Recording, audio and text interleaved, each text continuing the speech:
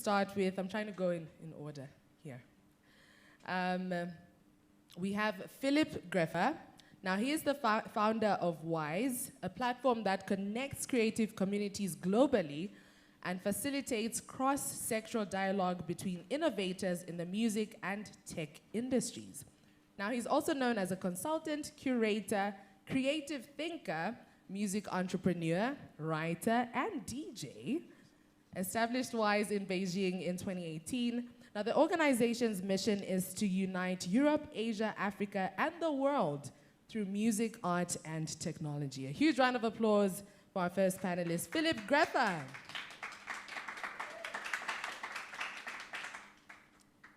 And then, of course, after Philip there, we have, so I had a whole different arrangement here, so I'm just gonna, yes. So next to Philip, we have the head of press and communications at the Worldwide Music Expo, WIMEX, which is a major event in the global music industry. Now, WIMEX brings together professionals from all aspects of the music business for networking and discussions on industry advancement. Now, last year's edition took place in Lisbon, Portugal, and featured over 100 speakers from 47 countries. Now, he is none other than Gaurav Narula. Huge round of applause there. You're gonna correct me on the pronunciations. You got it right. I got it right. Oh, hooray for me, yay. And then, of course, on our far right there, we have Claire Mite, who is the project officer at the Music in Africa Foundation. Now, it is a non-profit organization that owns and governs the Music in Africa portal, which promotes the African music sector and its operators. Now, the foundation aims to provide reliable information, foster exchange between music operators, promote African content creation, improve distribution and accessibility of African music, encourage entrepreneurship in the industry, enhance music education, and utilize current and future technologies for professionals and audiences. Now, based off of these profits, a huge round of applause for Claire, please. Morning. Claire, bienvenue. Merci beaucoup. I just wanted to flex that. Claire, je suis Mechi, chérie de la Zambie. Je suis personnalité médiatique. Am I getting there? Perfect. Ah, there we go. Wow, Michi, I'm so impressed. All right, so we are in the perfect hands for this discussion this morning. So let's just get straight into it. Of course, we're gonna have a Q&A. So if you do have questions or something you wanna ask along as we're having this discussion, please jot it down. Sometimes you find that you have a question mid-discussion and then you forget it. So if a question does pop up, write it down. We'll get to ask our panelists this morning. So getting straight into it. How have music conferences traditionally played a pivotal role in shaping regional music industries, and what specific benefits do they bring to the table? Now, I know we've got different contexts here when it comes to the conference side of things, so it would be nice to just hear from all of you on this one. I start, okay.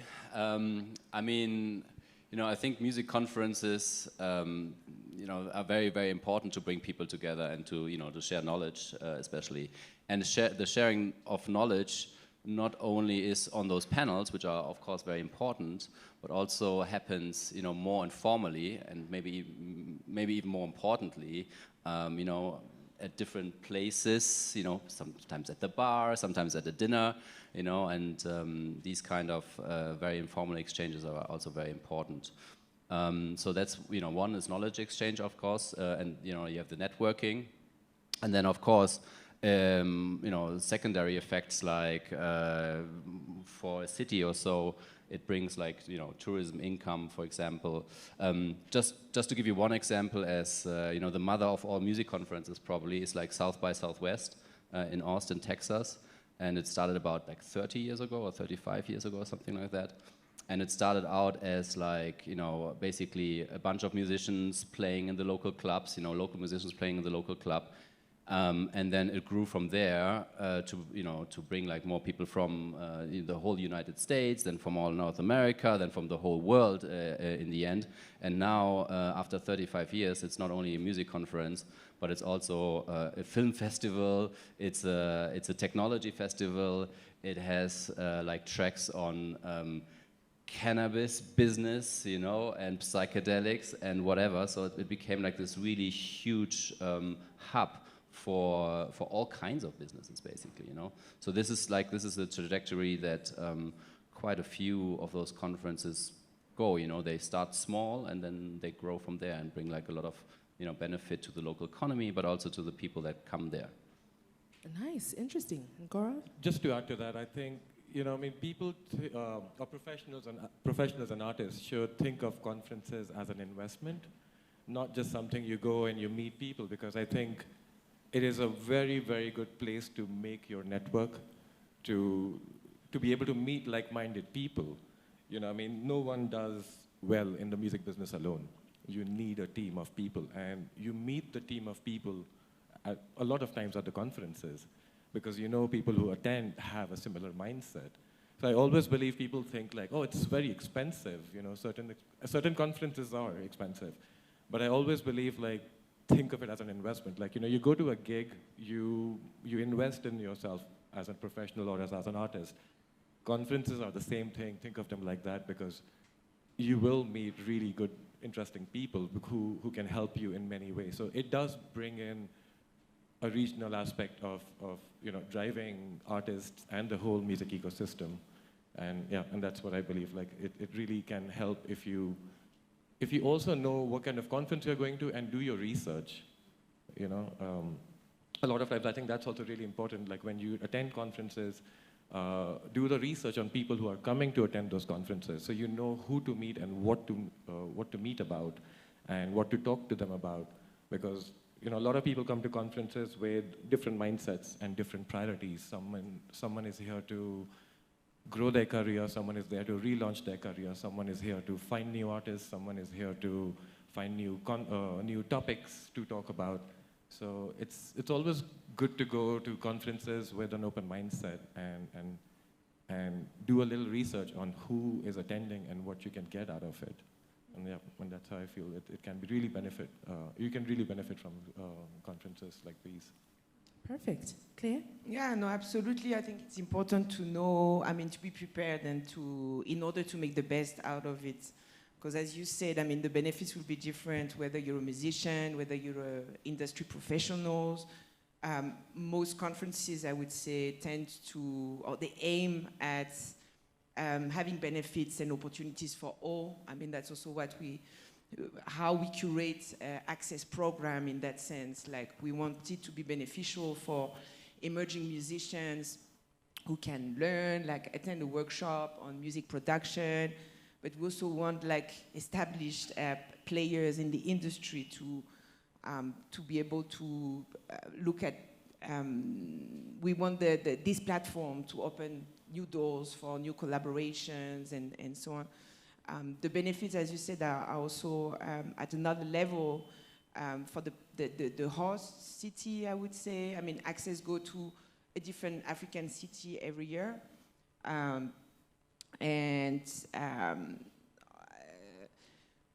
We like to pitch this to also local authorities, as we all do, I think, pushing like the importance of the benefits of the ICC across the continent, like, and music industry in particular, and show the impact of such events in terms of visibility, for tourism, for employment as well.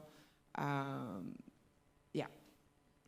If I could add to that, I agree. I mean, WOMEX travels in every different country every year within Europe. And one of the reasons why we do that is also to bring a lot of focus on the region we are traveling to. So last year we were in Lisbon, so we had a regional stage featuring regional artists.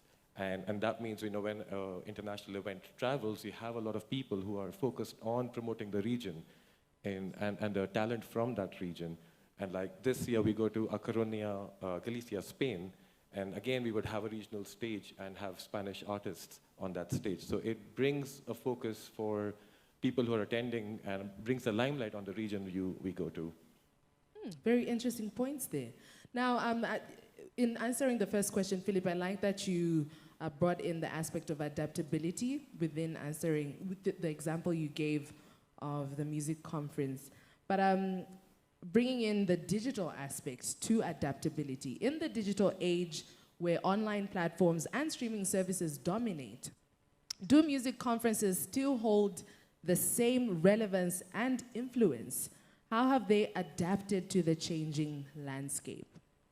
Yeah, I mean, of course, you know, we just had COVID, right? So I can give you an example for WISE, which actually started 2018 in Beijing, right? So 2018, 2019, we were in Beijing. 2020, I took a plane to Berlin. And then COVID started, and we were like, okay, what's happening now? What do we do with WISE? You know, we had to, first we had to postpone it. And then I was really thinking about, at one point, you know, it was pretty clear that we could not do an in-person event. So I was like thinking, okay, what can we do? Maybe now it's the time for the new technologies, you know, VR, you know. So like I got some VR glasses, and I was like experimenting with it, and was really thinking about like how could like you know, a conference, or like, you know, how can you implement these new technologies into the conference? And it turned out that quite quickly it was still at this point too complicated to, you know, especially for VR, because like, you know, not everybody has headsets, you know.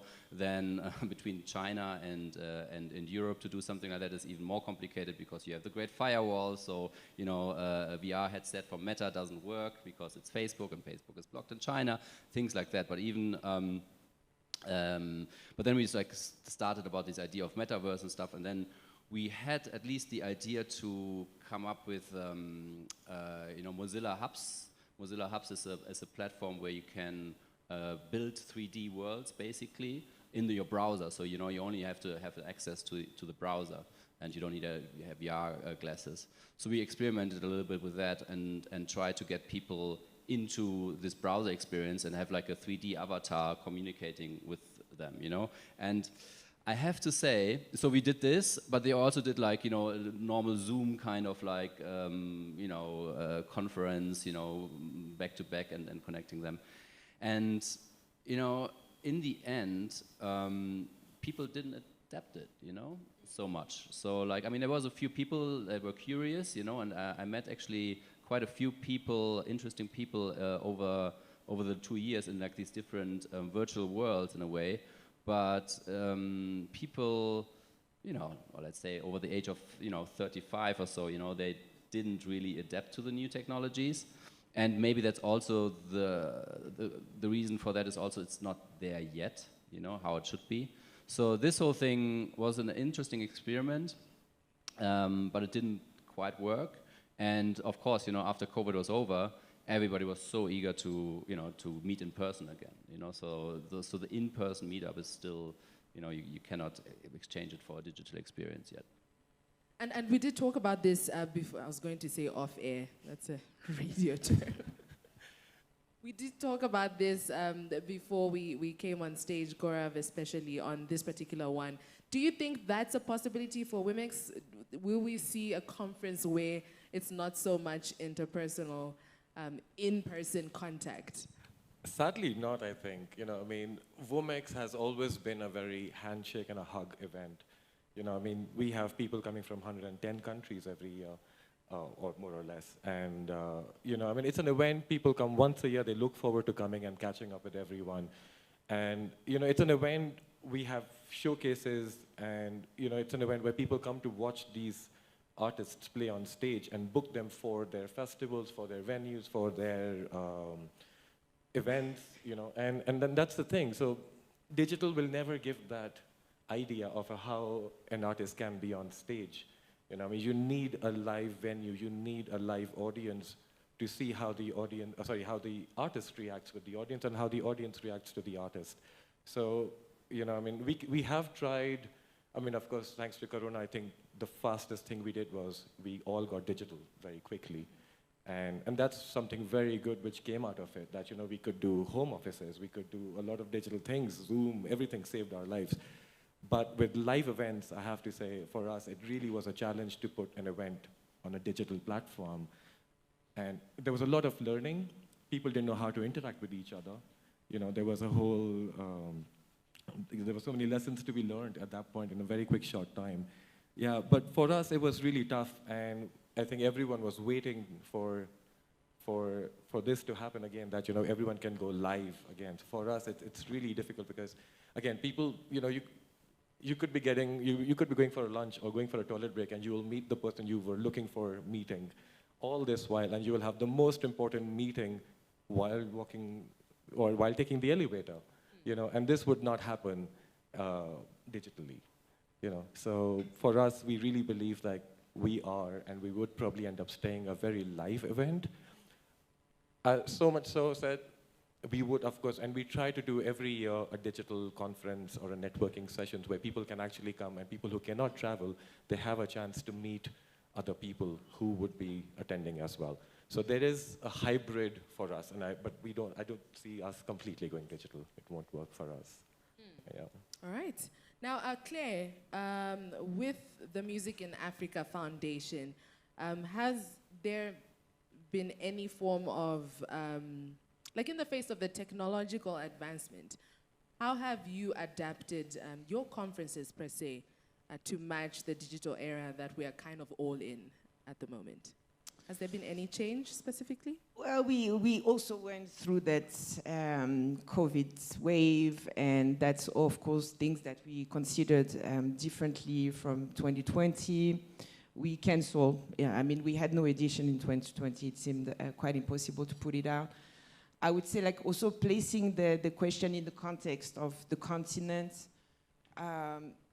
would mean that, yeah, you have to consider also habits when it comes to digital, the kind of structuration that you have also across the continent around this, and the habits. And I don't believe in like virtual versus physical.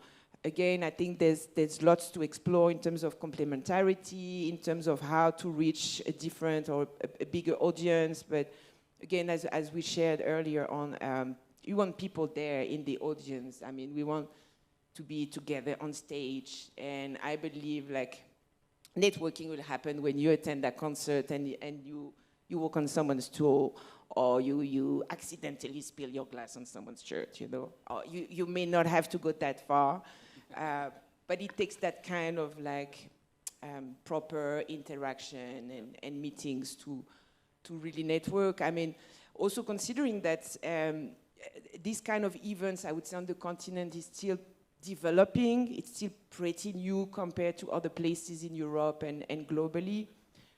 There's more and more music trade events, conferences across the different regions. But I guess it also takes people to develop some kind of habit to take this in consideration into the way you run your business, the way you do your work, to make it like, to really use it as a platform that you can benefit from. All right. Now, with this particular next question, and correct me if I'm wrong, but in as much as you all have your global experiences, I think there's been an interesting focus for Philip on Asia, for Gaurav on Europe, and of course for Claire around Africa. And I can speak for Zambia. Yesterday we had a session on Zambia Unlocked, and we spoke about how it's kind of hard for emerging artists to break out of that element, to move into the next level of their careers, because one, we don't have as many mentors. So talent isn't necessarily the issue. It's how do I get out there? How do I get to the next level? So with regards to music conferences and your respective kind of areas of focus, how have you seen that correlation happen? Is it effective between emerging artists and industry professionals in terms of fostering this new talent to kind of get to the next level? Maybe. I start. So yeah, I mean, advice. We don't have very many artists. We always have like somewhere in between, 10 and 20 so far. We might grow that in the future. But I feel that the artists that we chose have a pretty high, success rate. If you go to the major label, out of the 100 artists that they invest in, like maybe 10 make it, so that's kind of like the ratio, and the rest of the first 10, take the investment of make the whole investment back that the label loses on the rest of the 90. For us, I would say the people that went on to be successful international artists are about like maybe 70%. So, I think we have a relatively decent curation on that, So I think choosing the right artists and giving them an exposure, sometimes it's better if if you're not in a conference where it's like so many artists, because how do you stand out, out of these like 100,000 artists, And I think we also build out the platform, pretty good media outreach for like, our newsletter has like, 17,000 people on it and so on. So, and it's very international, so like people read it and see which artists are on there, and then, those artists get booked to other festivals. For us, it's a bit tricky because we don't book artists ourselves. We have a jury and we keep it very transparent. So WOMEX has been happening for past 28 years, and this will be the 29th year. And so what we do is, to keep it fair for everyone, for an artist when they apply, we bring a different jury every year who has different demands and different backgrounds. So it's very fair. So sometimes, and their focus is, our focus is also on, when we select artists with them, is to represent every region of the world. So we will always have an artist from Northern America, Central America, Southern America, Middle East, Asia, Australia, Eastern Europe. So we make sure that we bring artists from around the world, because that's what we represent at the end. And how we manage with the artists later is, we try to be fair with every artist. We cannot give one artist more preference than the other, because for us, everyone is equal. In a way, we have to promote all of them. And then what we do have is, we have a lot of journalists who come to WOMEX, and we have around, like, I think, more than 100 radio journalists who come from across the world and who run radio shows, so they would do interviews. We have some press, television, we have some print media, and we try and divide the attention of the artists and the media equally, so that everyone benefits equally. And it actually happens naturally, because, like when you have a very diverse lineup, when you have an all-female band from Iran, which is a tough, you know that they cannot play in Iran, there would be equal enough attention on them, from media as well. So it gets naturally divided. Like we had a band from South Korea a couple of years ago who did reggae, and it's unheard of. So for us, it gets very equally divided naturally, thankfully, that media picks up artists who they are interested in, and thankfully it happens in a very natural, diverse way. So, yeah. Okay. And Claire, how can music conferences facilitate opportunities for aspiring musicians and help them navigate the complex music landscape? Well, just sort of on the same topic, yeah. Yeah, I would say that musicians, emerging artists are really our primary focus at Access. We're still a young one, compared to WOMEX. It's our 6th edition now. And in terms of the program curation, we make sure that, again, like we cater for all, and that Access is an opportunity for artists to come and learn and participate in masterclasses, workshops, this type of discussions, and also like to make artists understand that their platform is actually theirs. We noticed that, we were in Dar es Salaam last year, we're going back this year, that sometimes this kind of event can be slightly intimidating, or there's some kind of defiance, I would say, also with the music industry at large.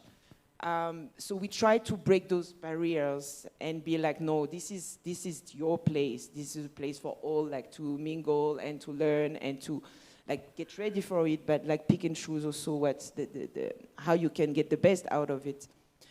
So I would say it goes from through the program curation. We also have 3 night showcases.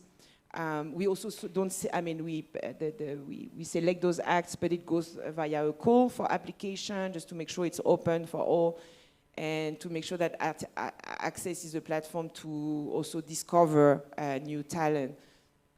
So of course we aim at bringing, like, bookers, promoters, and different industry professionals that can bring opportunities for musicians in that sense. Yeah. So I think. Yeah. You wanted to add, Philip? Go ahead. Yeah, I mean, for this year's WISE, we also try to, to think about, bits outside of the box, and try to do like a songwriter camp where we brought in people, from different backgrounds, and then have them write for. That was actually the question, what should they write for? Should they write for commercials? Should they write for like a star, or whatever? And then in the end, the idea was to let them write for Eurovision. And so I think it's a bit of an experiment, and we did it with GEMA, which is like the here in South Africa you have SAMRO, so it's like similar to that organization, and again, it's an experiment, but if it works out, then obviously it's huge for the artists and for the writers, and also huge for us, of course. Absolutely. Now, this is a follow-up question based off of, who gets invited, who has access to these music conferences. How do you then manage to, or perhaps what mode of communication are you using to ensure that there's diversity and inclusivity with regards to who attends the music conferences?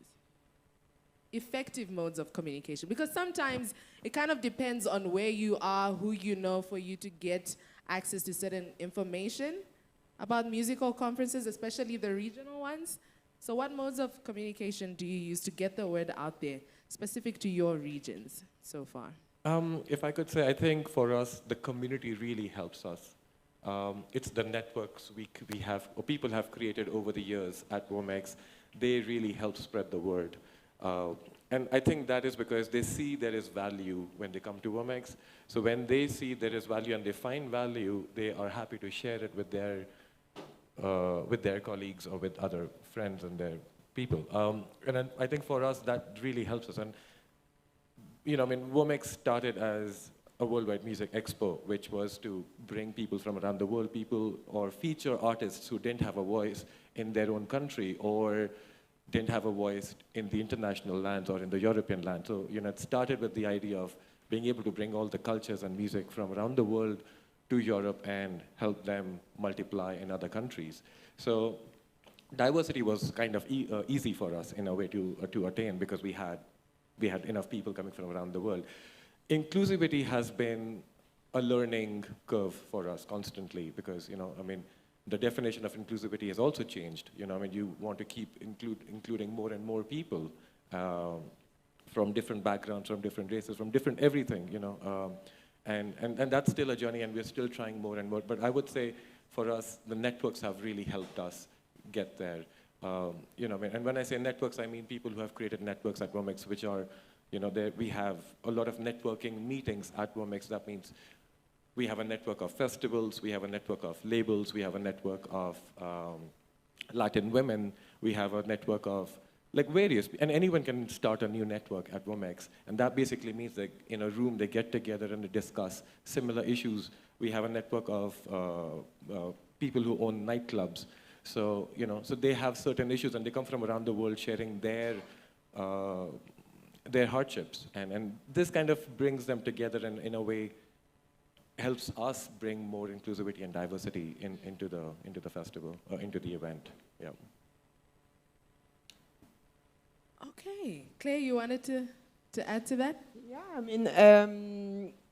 part of also the main activities of Music in Africa is also running the musicinafrica.net website, which is quite a big portal in terms of exchange of information, sharing, and There's a section for artists and music and industry professionals profiles, and we share lots of opportunities, I mean, offered by the foundation, but also like lots of partners across the continent and globally. So we have like 500,000 views, I think, per month, something like that. So it's definitely one of our primary avenues, I would say, in terms of communication.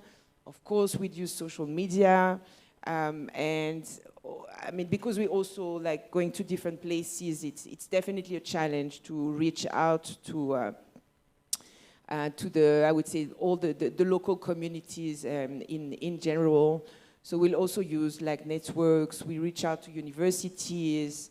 What we've done also past 2 years was to have workshops prior to the events that were very successful. Last year we had like hundreds of participants and actually prepare them to get the most out of the event, and even assist in terms of registrations and things like that, because this can already be like sometimes some kind of a challenge. So yes, we try as much as possible to use all those different avenues and all yeah, I would say the networks that we can reach out to locally, especially when it comes to local musicians. Yeah. Yeah, and for us, I mean, WISE started anyway as like kind of a bridge between, you know, China and Europe in a way. And since WISE is now in Berlin, you know, I've traveled quite extensively the Western world, and now I'm also the first time here in Africa.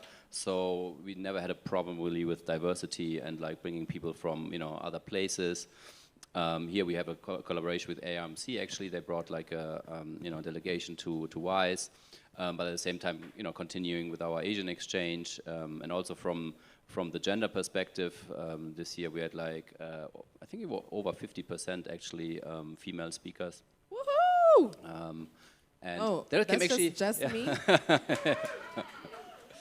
And actually it came quite naturally, you know, it was not even like forced or anything, so it was a really good sign. So yeah, so we're trying to be as diverse as possible. Yeah. All right. Now, I know earlier on we did loosely touch on this particular aspect, but in terms of economic impact, what role do music conferences play in generating revenue for regional music industries? If at all it's even an objective, and if it is, how do they attract investment, promote tourism, and boost local economies? You know, for us, I mean, I'll go to the point I made earlier that, you know, each year when WOMEX travels, we have a regional stage featuring regional artists. How it promotes regional, how it promotes a region is in many ways, actually, we look out for. You know, WOMEX is quite a big event. We have around 3,000 to 3,500 people attending every year. And, you know, and when you have that many people, and we have a certain infrastructural need. We need 6 stages in the evening. We need a cinema. We need an exhibition area. And we need few hotels. We need enough local transport for people to be able to travel to each other.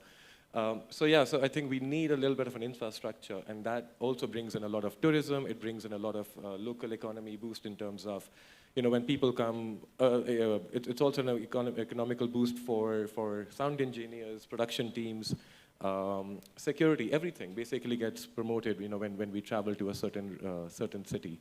And it really helps, and we have numbers which exactly proves this, and every year we run a survey post-event, and we find out, like, you know, how many people stayed in the Airbnb, how many people stayed in the hotels, did they bring +1s, you know, and it all adds to the local culture, actually, and that's how we know that it actually creates an impact.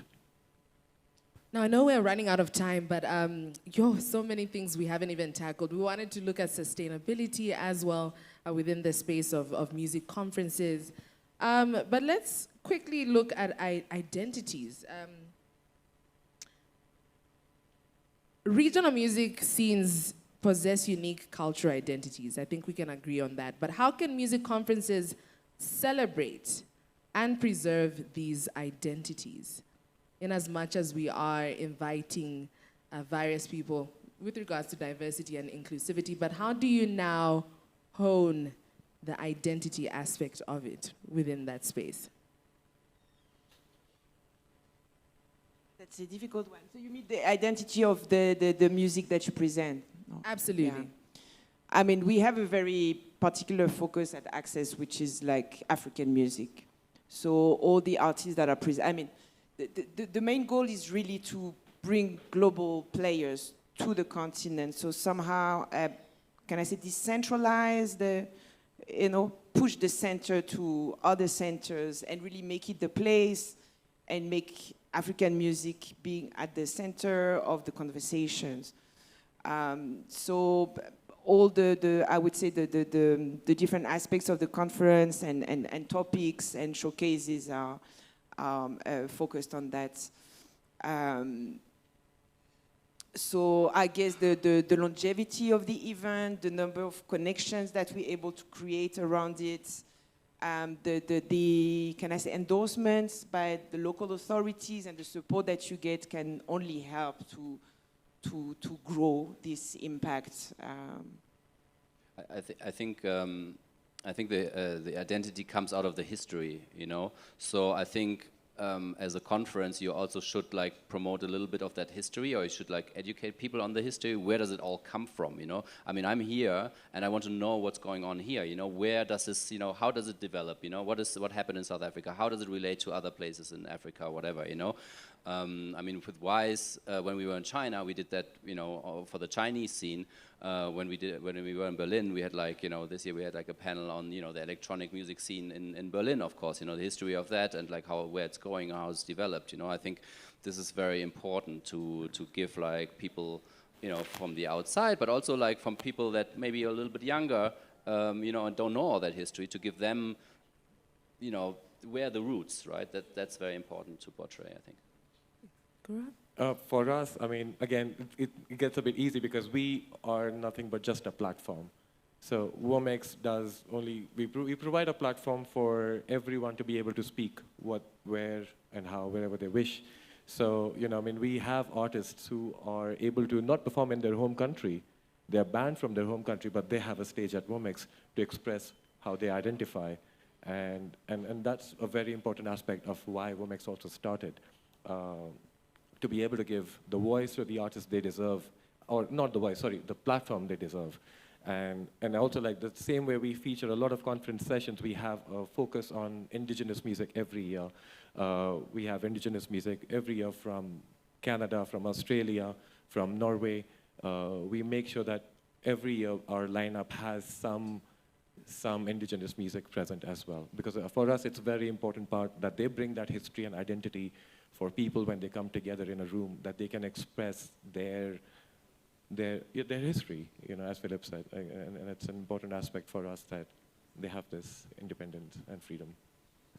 Wow. That's a mind-blown sound. I was trying to add effects there. We are out of time, but I guess we can allow for maybe 5 minutes of questions. If you have a question, just raise your hand. Maybe we can take 2 questions. I will walk to you. Okay. Good to see you. Good morning. Morning, everybody. So I have a question more around setting up festivals or even small events in different places. More around what would be the best strategy to get endorsements, particularly when you're starting out an event, and also considering the fact that I would take South Africa, for example. Our government allocation for arts and culture is very small in comparison to your industry. So just taking that into consideration, what would you say the best way, especially if you're looking at an event or a conference that is new, that is fresh, with everything that's going around in the world right now? Oh, I'm Anthony. I am a creative entrepreneur and artist. I mean, yeah, you have to find allies, right? Somehow. You know, where are your communities? You know, try to involve your communities. If you don't have a lot of money, then of course, you know, keep costs down, right? See where income is coming from. If it's not the government, maybe there can be sponsors, of course. But of course, if it's like the first year that you're doing an event and you don't have much money and not many people are coming, then you might not get sponsors the first year. But you have to start, and then you have to try to grow it year by year, by word of mouth, by and getting more people involved in your festival or your conference. I think that's how you grow it organically. Or you go to a bank and get a credit, have get some money and try to do that. I'm not sure how it's working here, if you even can do that. But yeah, that's yeah. No, I would say, adding to that, if you have a real original idea you think you really believe in, I would say give a 3-year plan at least, because events take time to become something. No event becomes anything in 1 or 2 years or 3 years. It's a long-term investment. You have to give it all in. Start looking for like-minded people who believe in your vision and find them and we'll start working with them. I think there's enough funding available, and I know Music in Africa has a lot of resources on that. And try to find funding and see, there is a lot of good ideas floating around. See if you can match those ideas with yours. And I think if you have a good program, if you have a good business plan, you can get a decent amount of funding to start with. And then that would give you first few steps to know that, how many more years you can go on with. But I would say think of it as a long-term strategy of starting an event, not a short-term. Like money will only come after 3-4 years. First 3-4 years is just pure investment of emotions and money and just physical. It's just that's the rule of thumb. The first 3 years you definitely will lose money. Yeah. I mean, maybe some people break even after the second year, but that's a rule of thumb. Yeah. Yeah, time would definitely be an important factor. I mean, again, the context here is quite different from the opportunities in terms of funding would be definitely different than those that some organization can access in Europe, although it doesn't mean that, your funding won't come from, global sources. I think it's important to explore. The context in South Africa, it's quite particular where I would say government funding, public funding is quite limited. Normally, music events would turn to sponsors, which is definitely something to explore in terms of the visibility that you can offer to them, and then, emphasizing the mutually benefits, the mutual benefits that this can create. We've seen a change definitely with access throughout those. We're now preparing for our 6th edition. We are getting to a point when international music companies now also come to us. We worked with Spotify last year, with TuneCore and other music companies, and there's some partnerships that tend to, become like long-term ones. So I would also look at this kind of partnerships, and as you said, like strong allies, really looking at what type of collaborations can bring what type of benefits and support to the event, not just also in terms of like cash, but in-kind benefits and so on. Yep. Good luck. Any other questions? One more. Good morning, Gaurav. I have a question for you. Since you said you are able to identify people from other countries, how are you able to identify and say this person is not just a trend of a moment? Because currently we have people who wish they can trend on TikToks and then you like them for just specifically one song. How do you identify and say this person, this is a brand for me? This is a person which I can go for a long term with. Did I say that? Oh, my name is Kagiso Mabisani and I'm an artist. Good to meet you. Was it directed towards me or? Yes. Yes? It was directed. For us, we, as I said, we don't book artists ourselves. We try to keep it very open and very transparent. So, like Access, we have an open call for applications where artists, conference, everyone can apply whatever idea they have, whatever music they have. And once they apply, they send in their application, we have a 5-people jury who sits down and listens and decides who would be selected or not. We do this so that we keep it very honest and very transparent, because when an artist comes to Womex, we do make sure that they get something out of it. And to get that part, so sadly, we don't really ourselves pick up artists, seeing who's trending. All we do is basically we encourage artists to apply. So one of the same reasons why we are here, why we travel, or all of us actually, is just so that we are able to expand our networks and meet more people, or meet more artists and meet more professionals, and encourage them to come to Womex, or come, just meet more people and see where it goes.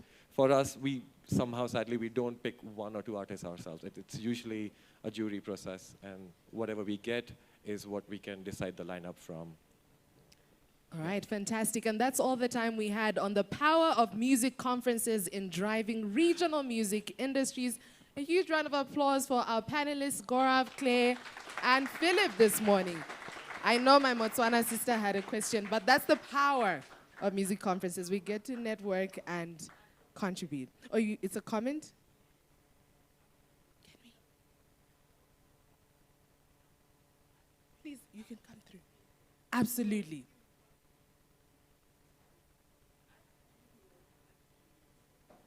Okay, so you can come through and off the stage, and you can have a chat with them, all right? So ladies and gentlemen, thank you so much. Enjoy the rest of the day and the rest of the lineup.